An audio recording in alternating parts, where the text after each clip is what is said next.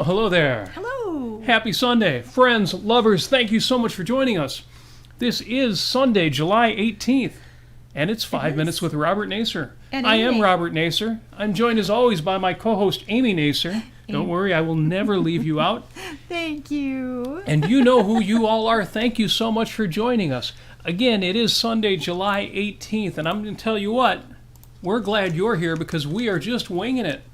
We have been on vacation. We've been out of town for the weekend. We have been, here, I'll hold it up for the camera, here in Traverse City, which you would think is just kind of a remote area of Michigan. What's so interesting about that? Well, we found out from dear friend Sandy just how awesome Traverse City is. But we are riding on a wing and a prayer. We just got in the door, turned all the cameras and lights and all the good stuff for the studio up. We're going to try to have a show. We're going to need your help with that. Talk to us on the chat. What are we going to talk about? Well, first of all, today is July 18th, the 199th day of the year, according to this. I usually have a stack of show notes. Today you get 3 Post-it notes. We'll see if we can do a whole show with that. The 199th day of 2011, this your best year yet. You've got now 166 days left to make it so. 166 days left in the year. That means 160 days until Christmas. Get that Christmas shopping started if you haven't already. And 105 days until Halloween. That means by next week, by next Sunday at 6 p.m. when we start, there will be less than 100 days. Hope you got your Halloween decoration shopping started. I know that the missus and my daughter have got a date planned for Halloween shopping. Going to be good fun. We're going to At Home. At Home stores, a store called At Home. We're going to call first and just make sure that they have some inventory, and then we'll be on our way for some Halloween shopping. Yes. And given the name of the store, hilarity is sure to ensue. Amy, where are you and Diana? At home. No, I'm at home. I don't see you. You know, there is a bar down on Ford Road here in Metro Detroit called The Office. Honey, where are you at? I'm still at the office. Yeah, that's handy. Today, that's strong coffee you made me. Thank you. Oh, you're very welcome. Today, the 18th of the month, is also National Ice Cream Day. And usually whenever we talk about whatever national day it is, if at all possible, we have props or excuses to indulge. But we already did ice cream twice. Yeah, I'll say that this, for the record, my favorite ice cream is mint chocolate chip. Favorite ice cream is mint. It's funny, too, because there are flavored ice cream days. Like we've done chocolate ice cream day, and they actually have that, but this is the real ice cream day, the one that Ronald Reagan made a national holiday. So yes, share with us on the chat, what is your favorite ice cream today on National Ice Cream Day? Yes. We also wish a happy 80th birthday to Martha Reeves, still alive. Hopefully she's still dancing in the streets. That's right, Martha Reeves of Martha Reeves and the Vandellas. Also other classic songs like Heat Wave and Jimmy Mack, and those of you who love the Motown era, wish a happy birthday to Martha Reeves with me. You know, I love that song, Jimmy Mack. When are you coming back? Jimmy Mack. Okay, that's it. Awesome. While we're wishing happy birthdays, we do have to say happy 71st. How can this guy be 71 years old and just flew 70 miles above the atmosphere, or above the ground? Yeah. Happy 71st birthday to Richard Branson. Yes.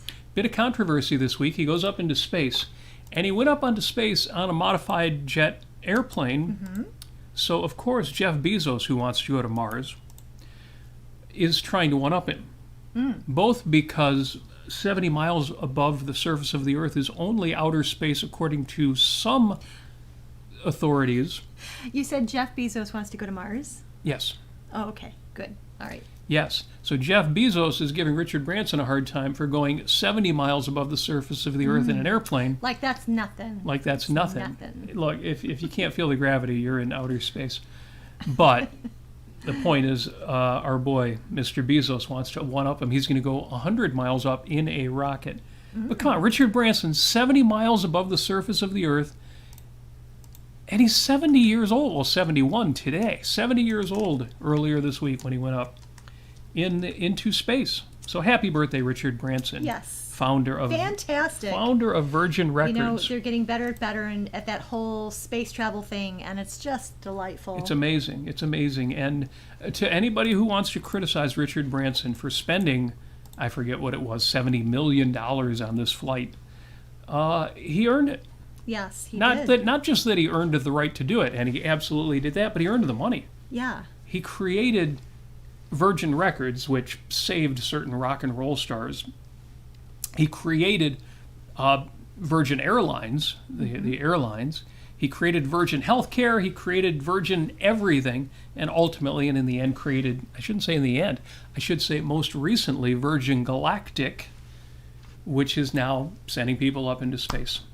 Yeah. And every dollar that he spent is earned. It's rightfully his, but it's even a small fraction of what he produced. All you need to do is consider all the corporations, companies, the projects that he's created, all the people employed by them, all the production of each of them, all the money they earned. I know I sound like I'm going on a rant, and I am, because damn it, happy birthday, Richard Branson. Yeah, you know, for all those folks who think that there's a double standard between celebrating the achievement of a child and celebrating the achievement of adults, well, you know, y'all better check yourself before you wreck yourself, because seriously, I mean, you would hate to see a parent tell their child, you know, little Johnny, little Susie, you know, you really shouldn't reach for the stars. You really shouldn't make the best out of your life. You really shouldn't earn you know, as much wealth as you want to earn. You really shouldn't go out there and invent and create new things.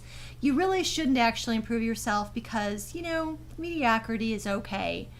Or self-esteem is a myth. Or, you know, living a larger-than-life life is it's just not worth it.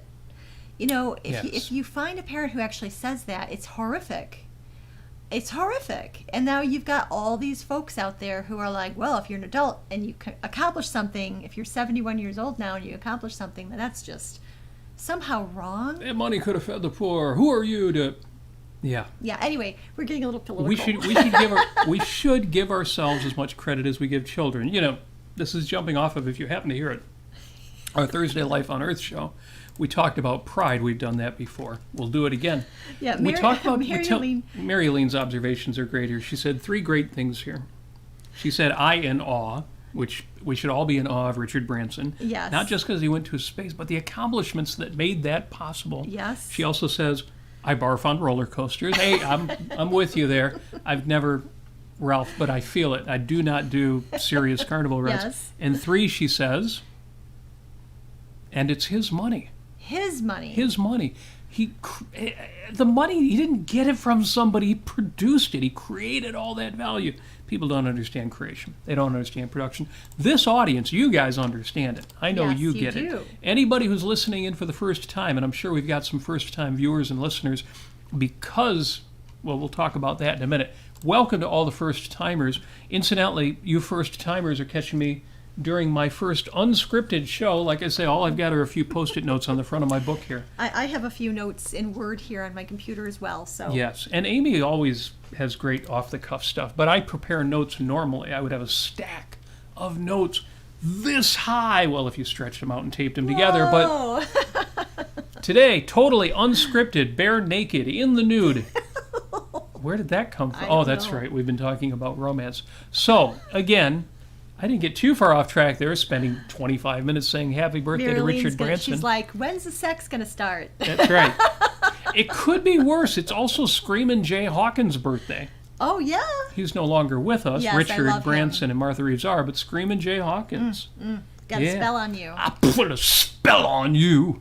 That's right. Yeah, he was so good. It was so daring what he did. Oh, my gosh. Love it. Because you're mine. So... I'll stop that right now, but... So, we've been doing a kind of a theme, a running theme. We talked about ambition, then we talked about romance. We talked about the idea that you should have values in your life. They don't have to be all-consuming, but they need to be substantial. The sum but any principle. You need some ambition in your life. It can be any within a valid range. You need some romance, or at least some work on romance in your life, or self-romance in your life. And it can be some, but it needs to be within a range. Today, I want to talk about curating your life. And this came up again. It always comes up on social networks. It always comes up on Facebook. It always comes up when people are complaining about the stupid things other people say, or about how terrible Facebook is, or about how useless their newsfeed, on and on. Anything people complain about. Take it outside of social networking. They talk about how stupid people are. People are sheep. I can't find any rational people out there. Obviously, I'm going Tiny on violin time. And sometimes that's a perfectly reasonable reaction, Yeah. but I see this from people who don't curate their experiences. They don't curate, for example, I'll take the easy one, this Facebook or Twitter or Instagram or MeWe or Parler, whatever your social media poison is. They don't curate their experiences. They don't prune their friends list. They don't remove the people who drive them nuts. They don't actively seek out. So I'm reminding myself, and I'm reminding all of you, and I'm reminding Amy, but she already knows, to curate your experiences. Yes. You want to curate first and foremost your focus. What are you focusing on? What are you spending your time? What are you choosing? When are you choosing to be aware? What is free will? Free will is the choice to focus or not. And that includes the choice when to focus, what to focus on. So what are you choosing to focus on? When are you choosing to focus? That's everything. That is your life's experience. Now, it's not subjectivism. It doesn't change your knowledge, but what it changes is what your life is composed of. If you only ever look at pleasant things, except to the extent you have to deal with certain unpleasantries, your life will be more pleasant. If you only ever focus on the political news of the day, or the latest conspiracy theory, or the worst of what's going on out in the world, you will experience life as the worst thing, and you may objectively understand there are better things out there. It doesn't matter. Your experience, your life will be the worst things in the world. I lose track of this. I do shows like this. I have these discussions because I need the reminders. I'm going to guess at least one or two of you out there do too. Yes. Your life, your experience of life can and should be curated, just like your social network feed should be curated. You know, I talk, and I mean this down to the nth degree, that in the story that is your life, or the movie that is your life, the play that is your life, you are the screenwriter. Yes. And you are the director. And over there in the corner, managing the finances, you are the producer. And you are the star of this movie that is your life. You are the star of this show. But an equally apt metaphor for what we're talking about today, you are the curator of this exhibition. You are the curator of the museum of you. And or as I like to put it, you are the god of your own world. you are the god of your own, you are the creator. Yes. Make sure it's an intelligent design. Yes. That's funny, but also great. it's true. You are designing this life. And I'm going to guess you've designed a pretty good one. Knowing the people in this audience, I want to say I'm proud of you. Yes. At least to the extent that I know some of you and can guess about most of you. You know, I'm proud of you. And for what I know from the folks who are in our audience right now, I know some folks who are just very inspirational. I mean, I see what you do on Facebook. I see how you fill your day, and it's really lovely what you do. You know, Brian, he takes some really lovely pictures. He goes on walks that I guess last forever. And he just does some really lovely, just introspecting on his walks and lovely picture taking. And I really, really appreciate that, because I feel whenever I see that, I feel like I'm getting out of the house. Yes. Even though I'm not. Well, when we talked about pride, I said, I hope you're proud of yourself. Yes. It's interesting. We talk about social networks and Facebook as metaphors for things. Somebody criticizes you on Facebook, for some of us it looms really large. or somebody criticizes you. You know, we have an episode of this show that doesn't go as well, and somebody says, that show didn't go as well. You sucked.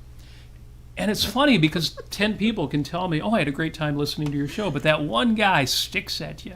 Yes. And as I mentioned in our episode on pride, you should be proud just of the normal, everyday good things you do. Yes. In any given day, you wake up and you do 1,000 things. Everything from just getting out of bed and stretching, whatever your morning routine is, and washing your face and brushing your teeth and making a cup of coffee and sitting in a chair and enjoying it and thinking about your day and planning the next thing and walking down to the laundry room and putting in a load of laundry and going over to the sink and getting yourself a glass of water. The simplest things. And even if they're not new things or things completely out of your element and, oh my gosh, you have to do a lot of studying and a lot of uphill climbing to actually achieve, even if you just more effectively or efficiently automatize a habit that you already know, whether that's being a little bit more efficient in the shower or doing dishes or whatever these tasks are, you need to be proud of the fact that you do practice them. They are good for your life, and every single time you do it, you're getting better at it. And so it's. And you need to, one thing I like to do, and it's something that we've actually talked about recently, is the idea that you need to visualize yourself in another month. If you're learning something, or you're exercising, for instance, or if you're eating better, visualize yourself in a month and acknowledge the fact that you will, because the consistent actions that you're practicing, you will actually be a different person in a month. You will be changed in some good way in a month, and that you should be proud of that. You should. And every step that you take that will get you there. We said before, yesterday, today was tomorrow, and tomorrow, today will be yesterday. To the extent that you are willing to look beyond this moment and do something for tomorrow, you should be proud of yourself. And every step you take, every move you make, you should be proud of every one of those things, those 1,000 things. I keep going back to children. When our children do something well, we say, you did that well. And we don't even try to hype it up too much. You don't want to give them a false sense of self-esteem. What you want to do is acknowledge you did what you should have done. That was good. And you watch them and they beam. They're like, yes, I'm doing the right thing. We need to be as good to ourselves as we are to our children. And for exactly the same reason. As Amy says, you are the creator. And this needs to be an intelligent design. And you need to give yourself props. Yes. You need to give yourself the proper respect for everything in your life that you are willing to curate and execute. And speaking of giving respect, I got a shout out to Tristan, aka Stingy Student, on YouTube. Thank you very, very much for watching us on YouTube. He says, I curated 5 minutes with Robert Nasir into my experiences. Oh, well, that's good, because he also writes, I go through my YouTube subscriptions and delete some every 6 months or so. And I'm going to do it now while listening since it's on my mind. This is great. Perfect. And this is exactly what I try to do more of, what I encourage each of you to try to do more of. And shout out to Mary Aline, who says that she doesn't have any ugly stuff on her Facebook page, which is quite an accomplishment, I must say. Excellent. And she says disagreeing is fine if it's civil, rude gets deleted. Excellent. Yes. Excellent. It's funny, we don't tolerate immorality. Especially in objectivism, in philosophy, we don't tolerate immorality. We call it being tolerant of honest mistakes, but it's not really tolerance. Right. It's just recognizing that person's context and knowing that person is not a jerk or a terrible person or a wicked person or an evil person. They're just making a mistake. And you can, for honest errors, you can extend all sorts of, call it tolerance. But Mary Aline's right. You don't tolerate bad faith, ill will, ugliness. Right. There's just no reason to have that in your life. And unless there's some specific reason you're engaging with a particular person and long term, you need to be doing a job with them or something, obviously. But Facebook is an example of a place where there is none of that. There's just no reason to put up with stuff. No. And again, just like the metaphor with children, the metaphor with social networks. Yes. Don't put up with stuff, and you'll find that in your day-to-day life you'll put up with less stuff too. At the same time, give yourself the props for those 1,000 things you do right. Yes, and don't take them for granted. But it's easy to take them for granted, but try not to. Yeah. And again, remind yourself you're curating, you're deciding. It's all up to you. Just as we said in ambition, you get to decide how ambitious to be based on your values, your context, your knowledge, your intentions, what it is you want to have done with your life, your values. And you get to decide, going back to episode 69, how romantic, how sexy you want to be. How much time and effort do you want to put into looking good or being good or engaging with, I was going to say the opposite sex. In your case, it might be the same sex. Whatever it is that is a value to you, you get to decide how much. Yes. The same thing is true of your day-to-day experiences. You get to curate those too. So have a nice day. And by that I mean have the kind of day you want to have. Right. The main thing and the take-home point will be, don't let yourself be the effect, be the cause. Don't let life happen to you. Right. Make life happen. Yeah, I like that. Don't let life happen to you, and don't let these experiences that accumulate over the 16 hours that you're awake just happen. Try to pull on those reins and direct them. Yep. So Jim says, and tomorrow arrives very quickly. And he says, I was going to say tomorrow comes fast, but I don't want to go down that road again. Ha ha ha ha. It comes too fast. And bad tomorrow. But yes. Speaking of innuendo, I put, what did I write? I said, please give us a lick on YouTube. A lick. And I think it was supposed to be like. Then I corrected and I said, I mean a like. Good. And then Marilyn was like, lick was more fun. I'm telling you, I need to write a bawdier show because this audience, I don't think they have any tolerance for the kind of squeaky clean nature that we usually have. They like a little bawdiness. You give me a hard time sassiness. over these risque jokes and puns, but I think we need more of them. I'll give you a hard time over them. You give me a hard time all the time. Marilyn says, some people complain about Facebook and how stressful it is. Yes. But you can create your own experience on Facebook if you make good friend choices and know what to ignore. I love the know what to ignore part too, Yes. because you don't have to care about anything you don't want to care about. There's that bumper sticker out there that says crap happens, except they usually don't write crap. Stuff happens. And some people take that to mean it's a crappy world out there and you're surrounded by it, you better just get used to it. And Yeah. I think putting a bumper sticker like that gives crap too much credit. It's true. Stuff too much credit. Now, there are some people who tell me, well, that's my way of not taking it seriously. If that's your way of not taking it too seriously, good on you. Excellent. I think it gives it too much credit to put it on my automobile, but you do you. You do what works for you. Yes. You do what is appropriate within the context of your knowledge. My only point is, yes, we never had to take all of it seriously, did we? Right. Jim says, where'd it go? No. It disappeared. Oh, how strange. I'm with Mary Elaine on that one? Is that the one? No. Anyway, a thing just disappeared, so I apologize for that. Tristan says, I definitely appreciate G-rated stuff. Well, me too. Of course, I love happy endings. I mean, like in Disney films. So I had some notes, Robert. Should I get into those? Yes, please.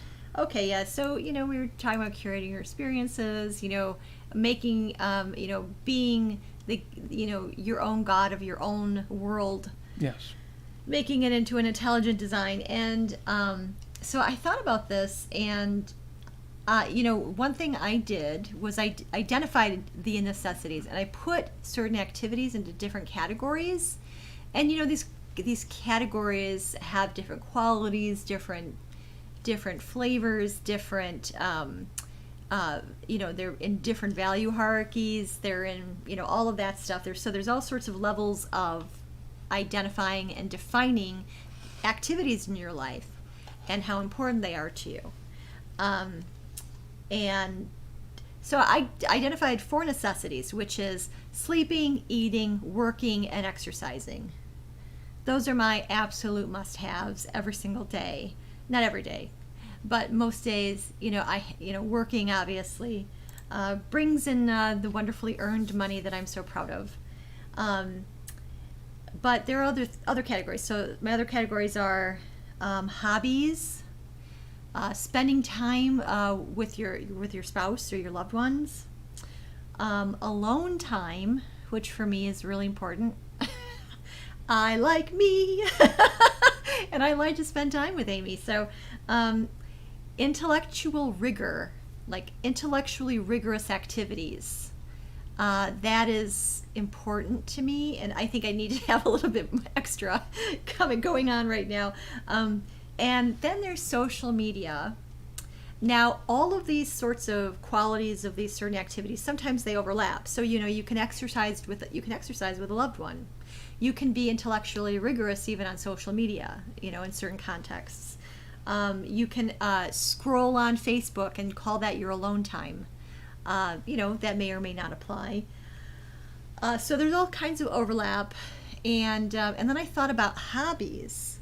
Now, as Robert puts it, both he and I are dabblers, which is, a good thing and a bad thing, double-edged swords. So dabbling is basically not considering your hobbies as serious pursuits, just as like occasional things to do, occasional activities. Well, I think that for me and Robert, we're talented enough to really think a little bit, and I thought about this. There are certain hobbies. Okay, there's for me, there's dance, there's art, there's music, there's studying philosophy, if you want to put that. That's more of intellectual rigor, but and so these hobbies sometimes just fall by the wayside. So I haven't actually picked up a bass guitar in I don't know how long, and I usually only pick up my alto saxophone a few months before Christmas time so that I can practice Christmas songs on it. Then there's other hobbies that we do more consistently, like karaoke, for instance, which is always fun any time of the day. So what I need to do is I need to revisit my hobbies, and I was thinking maybe like on Mondays I can do this particular hobby. I could do dance, I could practice it. On Tuesday I could do music. On Wednesdays I could do art. On Thursdays I can be a little bit more, open up a really kind of technical book on objectivism, for instance, and kind of go through that, maybe take some notes. And then I can kind of experiment with all of that within a time limit of a month, say, and then look back and ask myself which one should be serious pursuits. So there's definitely a trial and error basis there, and experimentation and discovery, trying to figure out what are these things that I think should be a serious pursuit. What satisfies me the most? Because I can't be, at this point or any point, I can't be like a master artist, master musician, all this stuff. I can't be an expert in all these fields. So I definitely need to narrow it down. I mean, otherwise, I can just continue dabbling. But at this point, I'm thinking to myself, I'd rather find some things to focus on so that I can get a little bit more satisfaction out of them. I've always been a jack of all trades, master of one. Mm-hmm. And I've tried to promote that to jack of all trades, master of some. And I found out that, to be really, really good at more than 2 or 3 things is hard. Right. So that's part of being intentional. Part of curating my experiences is going through the values exercise that we did when we talked about Andrew Bernstein's How to Be an Impassioned Valuer. Figure out what your 10 most important values are, then narrow it down to your top 3 and make sure those 3 are getting the bulk of your time. The challenge is the next 7, Amy and I are like, well, we can't let that stuff go. That's important too. It's a challenge. It's a challenge for all of us, and the first step to making progress in resolving that challenge is to be conscious, to be intentional, to be focused. In other words, to exercise integrity. Yes. Absolutely. And when I talk about curating your experiences and managing your focus, focusing on the things that are consistent with your values, giving less attention to the things that aren't, I want to emphasize this is not subjective, and it's not intended to be subjective.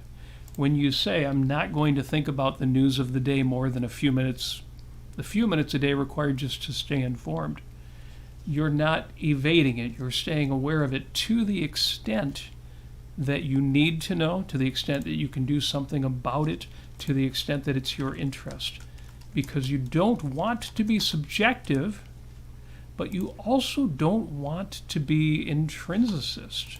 You don't want to say, I have a duty to spend a certain amount of time, an hour or 3 hours, or to have CNN or Fox News running in the background all day, every day.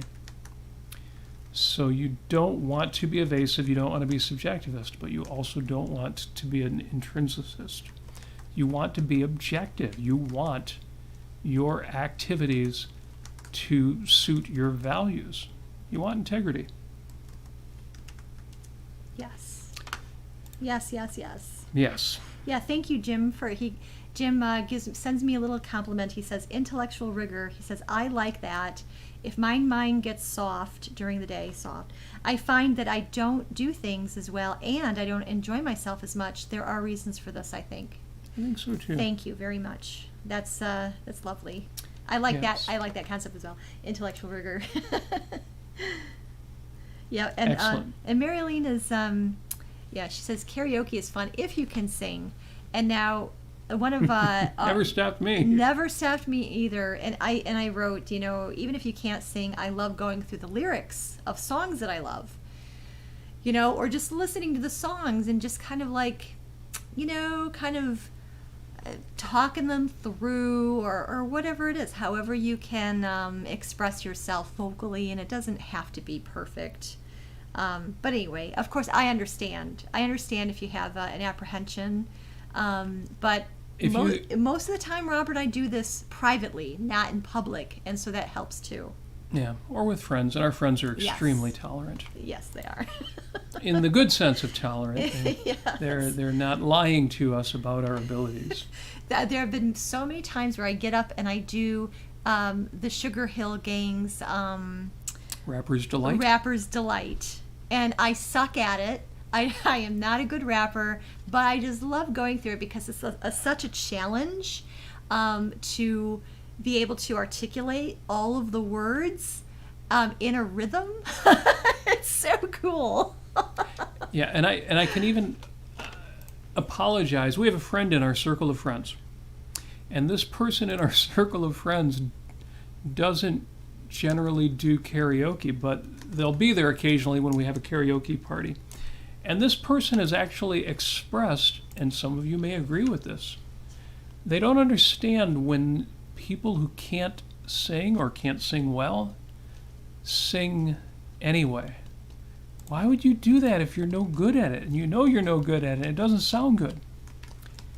And I admire this person's, this borders on actual tolerance, to stay at a party where we are singing. And to be fair to my friends, some of them are very good singers. We have good. Anyway, I'm overstressing the point that if it is a value of yours, and assuming you're not trying to go on stage at the Masonic Temple or Ford Field, or the music arenas around here have such stupid names. Little Caesars Arena. We used to have Pine Knob. Now we have DTE Energy Music Theater. I love corporate sponsorships. I love the corporations, but it's just not the same if I'm going to see opera at Little Caesars Pizza Arena. It's just so wrong. Comerica Park. I know. But, yes, assuming you're not expecting to go to Madison Square Garden and sing your ass off. Sing! Yeah, just get the whatever out. And dance. Heck, Yes. in fact, I have a Post-it note here, which my other Post-it notes for this episode are written on. If you look at the yellow one in the middle, those of you who are listening to the podcast and can't see this, the middle Post-it note, and it's spelled wrong, on purpose, I might say, it says dance, which means dance even if you can't dance. If Yeah. you can't dance, that's when you need to dance. And if you can't sing, that's when you need to sing. You're driving this bus. You're curating the museum of you. And you have that right, and hell, if you like it in these terms, you have that responsibility. Mm-hmm.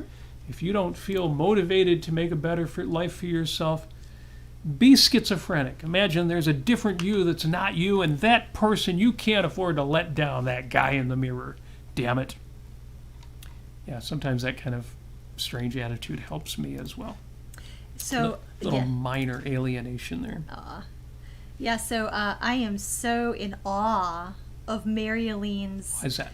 I mean, the usual reasons, or is there For something the in usual reasons, but she is saying, I'm reading, this is what she's reading, A Companion to Ayn Rand, which is no walk in the park, by the way. It's pretty technical. The Theban Plays by Sophocles, if I'm saying that right. The Importance of Being Earnest, and the early Ayn Rand. These are all for discussion groups. And just to reassure you, I think of more than nudity. Then she says I'm also in 3 Toastmaster clubs, presumably underrelated, but, you know, there's that trick of if an audience makes you nervous, imagine them in their underwear. That's too funny. Oh my gosh, really, that's so funny. I love it. I also like that she says I think of more than nudity, which means nudity's on the list. Yeah, she said As it earlier should be. that she was expecting some nudity. Yes, Yes, yes. I was promised nudity at the beginning of this episode. Again, I have to explain to newcomers of the show because we promoted the show on Life on Earth. Put this down, and here I promised Mary Ellen a little nudity. Oh, look at this What are you guy's doing? Robert's Oh, wrist. wrist action. Wrist action. There's a story there that we won't tell. Yes. Okay. All right. So back to where we were.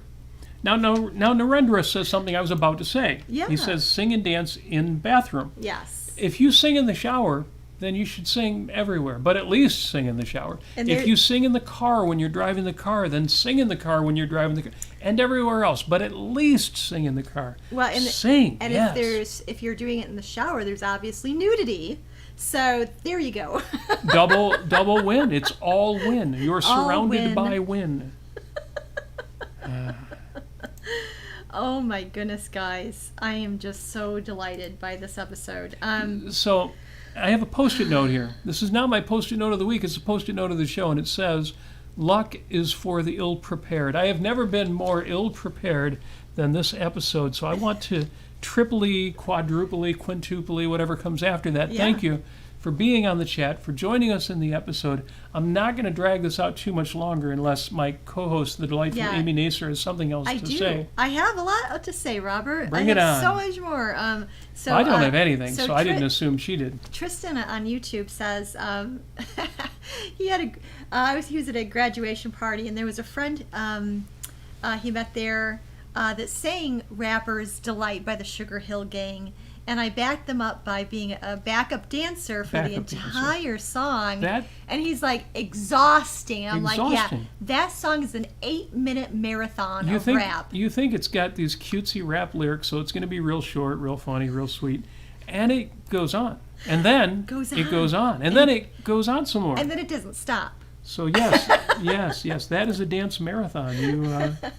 You've done yourself proud. And I guess with all the nudity, Tristan says all of our Amish viewers, our regular Amish viewers, have just left. So sorry about that. I do apologize to the Amish. If you're going to keep up the episode 69 jokes, then I won't talk about doing yourself proud, because that'll only get us in trouble too. And Jim says, if I sing in public, I'd be arrested, not because it's in public, but because I was singing, ha ha ha. No, I'm sure you'd be great, Jim, honestly, seriously. And not only that, but there's more. What do you got? So there's actually an article we'll post in the show notes. It's called What Happened When I Followed Benjamin Franklin's Schedule for a Month. Now, as some of you may know, he did an autobiography, and he talked about his virtues, and he talked a lot about his own life and how he structured it. And so here's just an excerpt from this. Franklin was a productivity master. It's likely what followed him to juggle a variety of roles and tasks, including writer, printer, politician, entrepreneur, scientist, inventor, diplomat, and postmaster. In his autobiography, he shared his daily routine, and its simplicity struck me. So did its rigor. There's this wonderful rigor word there.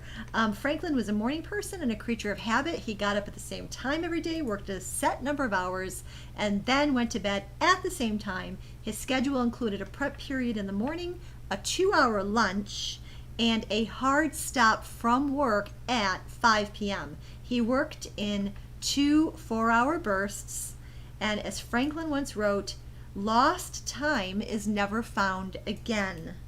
I love that. So this is what Benjamin Franklin's schedule goes as such. 5 to 7 a.m. Rise, wash, and address powerful goodness. Address powerful goodness. Yes, address powerful goodness.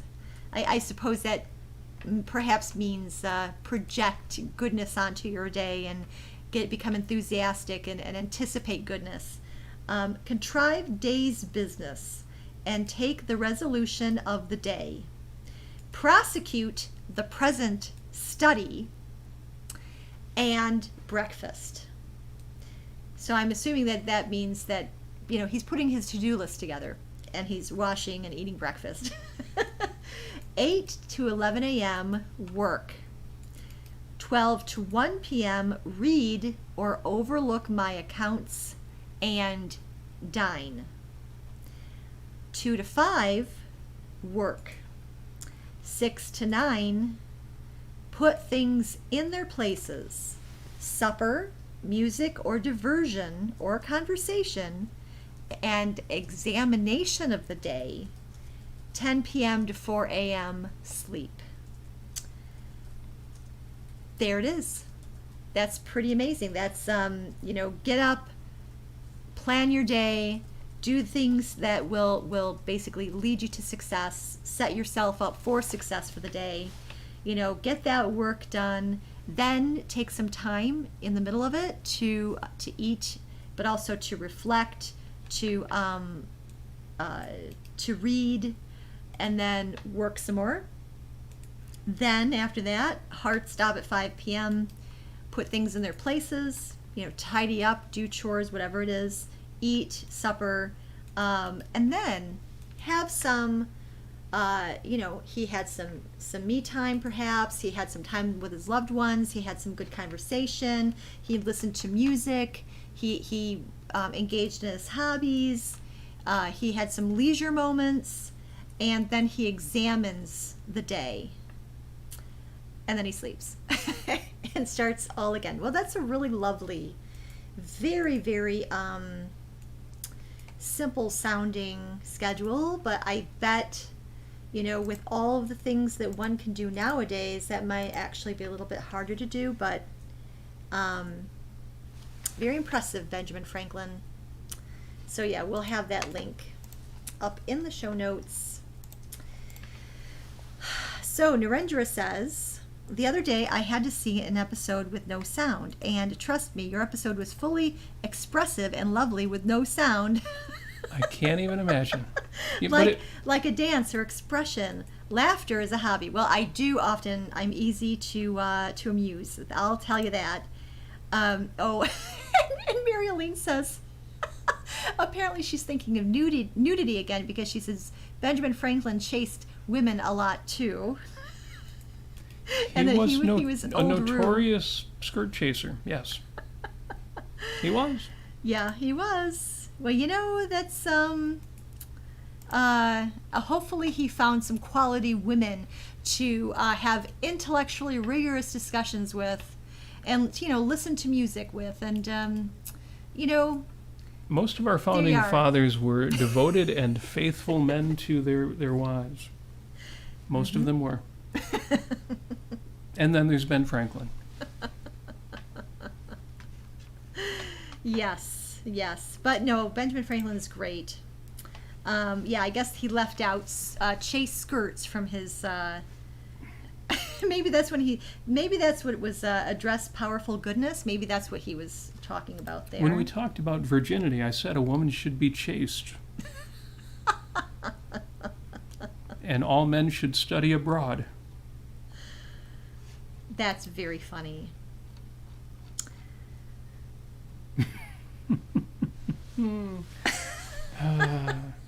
I hope the newcomers to the show know that this is tongue-in-cheek.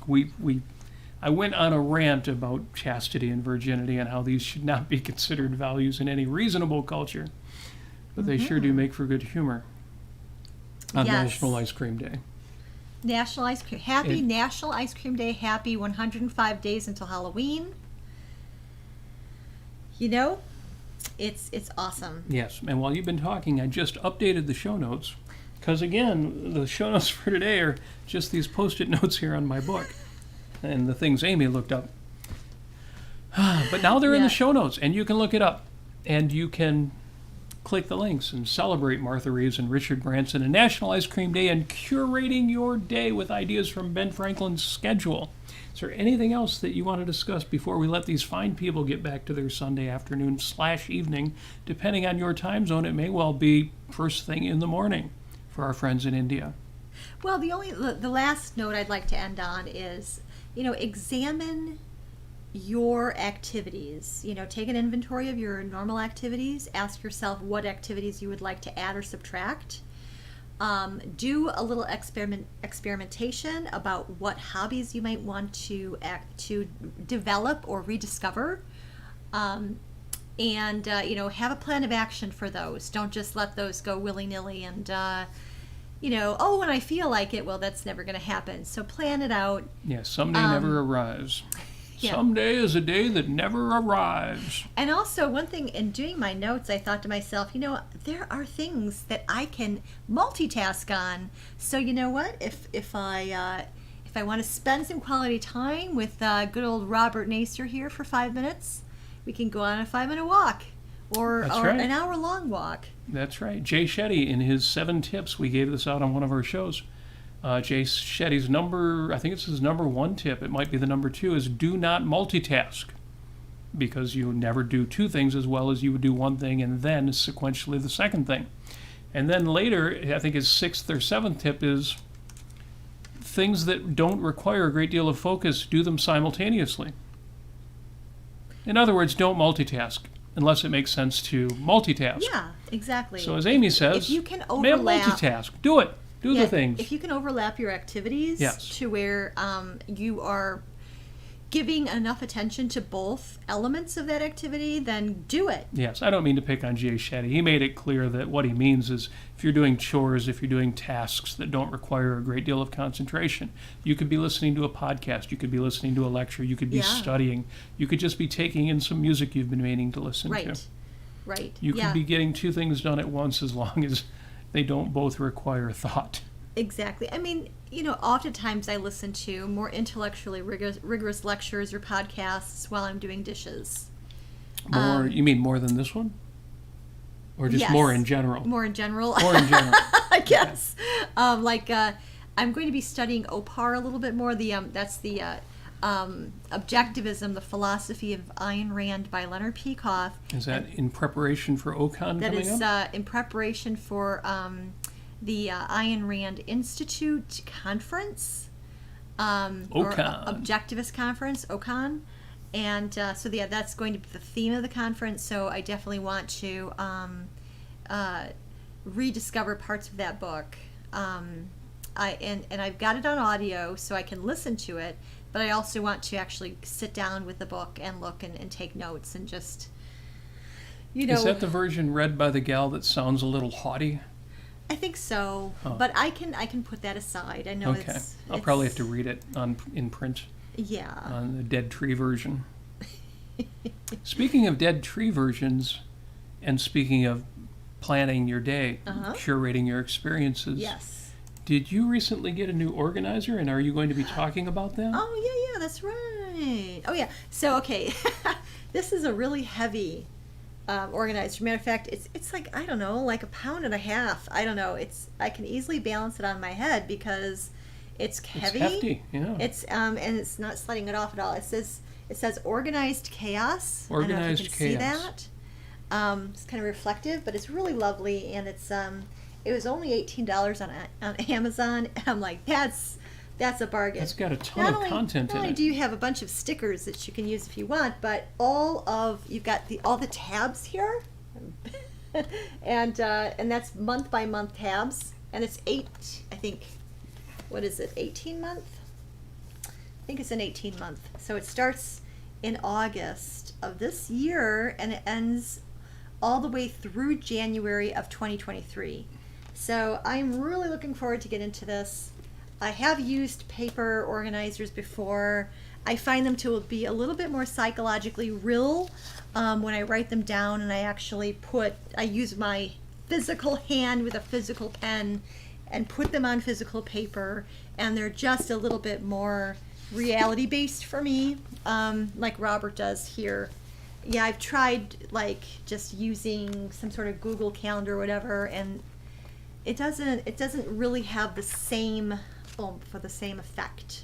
Yeah, it's funny, as an IT guy, people see this.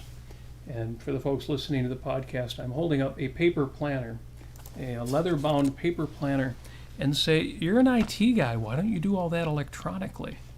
But there's nothing like pen on paper. There's nothing like writing.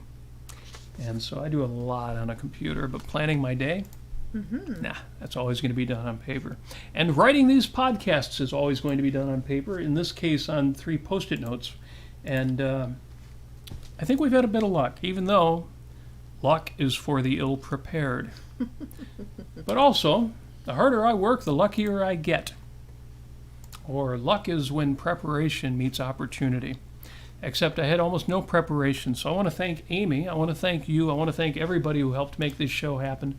Somehow we walked in the door from our weekend in Traverse City and had a good time anyway. And that's owing to all of you in the chat, all of you who are listening, all the people I know will be listening later on through Apple Podcasts and through YouTube. In fact, speaking of that, as always, show notes for this episode, as sparse as they are today, they are out there, will be posted right after the episode wraps up. If you would like to listen to other episodes, including better episodes of this show, you can find them on our YouTube channel. Links to our YouTube channel, youtube.com/Robert Nasir, and links to support the show.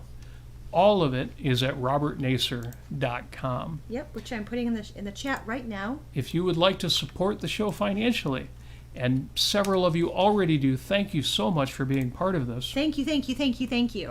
You'll find links to our Patreon, where you can make a monthly contribution.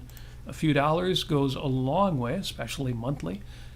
Thank you so much for that. If you'd like to make a one-time contribution, and several of you have, and very generously I might add, there is a link to paypal.me/Robert Nasir there as well. Thank you. If you have any show suggestions, enter them into the chat or in the Facebook group 5 Minutes with Robert Nasir. Go on Facebook, search for the group, or use the link on robertnasir.com. And as always, we would like to say thank you. We wish you every bit of happiness that you have earned. Yes. All the pride that you so richly have earned. All of the success that you have so richly earned. And as always, and maybe a little more lighthearted, but as intensely and sincerely as ever, we would like to take this moment. Sunday, July 18th. You see, I'm reading off the screen because I don't have show notes. I want to take this opportunity, July 18th, to say, you are awesome. You are the best. You have every reason to be proud of yourself. It sounds silly. It sounds empty because some people are thinking, they've never met me. They don't know me. But I'm telling you, I know enough about you to know we wish you love. Mwah.